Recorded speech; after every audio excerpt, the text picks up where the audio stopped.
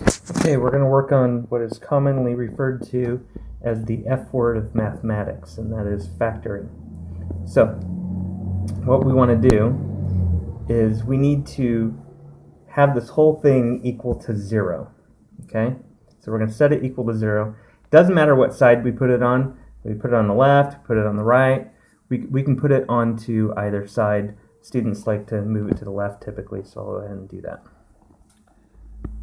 So I'm going to subtract 3x. And of course my pencil breaks.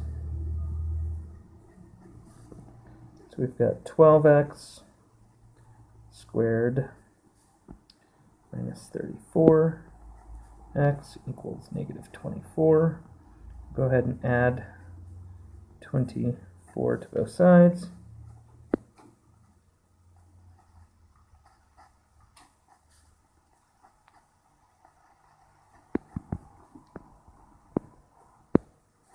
Okay, now if you notice here, we've got some really large numbers that we're trying to deal with. And when we're factoring, dealing with those large numbers is not an easy task. So we can use the magic of math here to help us along. When we have an equation, whatever we do to one side of the equation, as long as we do the exact same thing to the other side, it's fine. It's perfectly okay. So what I'm going to do is I'm going to look to see if these three values have any numbers in common. And the one that pops out is 2. They all have the number 2 in common. Okay? So what we're going to do is we're just going to divide both sides of the equation by 2. Okay? And when we divide by 2, each piece gets divided by 2 here. So what's 12 divided by 2? We get our 6x squared minus 17x plus 12, and 0 divided by 2 is just 0. So that works out really well for us. Okay, so now what we can do, we need to factor this thing. And I like to use the box method, which I've described in other videos.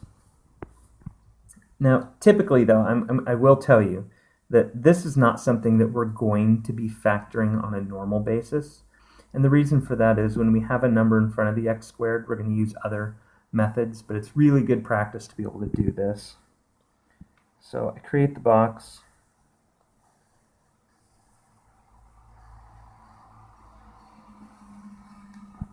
Okay.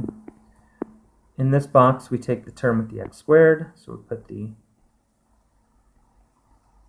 6x squared. Okay. In this box, we put the number that's by itself, and the sum of the center is going to be negative 17x. Okay. So it takes some experimentation and some playing around by using the box method here and making this work right. But if we take a 2x and 3x here, because 2x times 3x, well, 2 times 3 is 6, x times x is x squared. Okay. The next piece of the pieces of the factored form, when we multiply these two numbers that we have here together, we better get a 12. Okay, but when we add them, well, we've got these extra little pieces that are going to alter them a little bit, but we need to end up with this negative 17x. But 12 here is the key. So there's only some values that work, right? I mean, we could take 2 times 6, that would be 12. Okay. Or we could take negative 2 times negative 6, that's also 12. We could take 12 times 1, that would be 12. Negative 12 times negative 1, that would be 12. Or 3 times 4, that would be 12. Negative 3 times negative 4. Okay? So any of these combinations of numbers are the ones that we're going to be the ones that are going to work. And we just have to play with them to see if they work. Okay, let's start from the bottom here, and let's use the -3 and -4. So if I put a -3 here and a -4, and the reason I'm starting with the negatives is because I know this is a -17, so the negative ones are probably what I'm looking for. So we go -3 times 2x is -6x. 3x times -4, -12x, and -6 times or plus -12 is not -18. So that particular combination isn't going to work. So what I have to do is I have to try it in reverse before I move on to the next pair. Okay, -4, -3.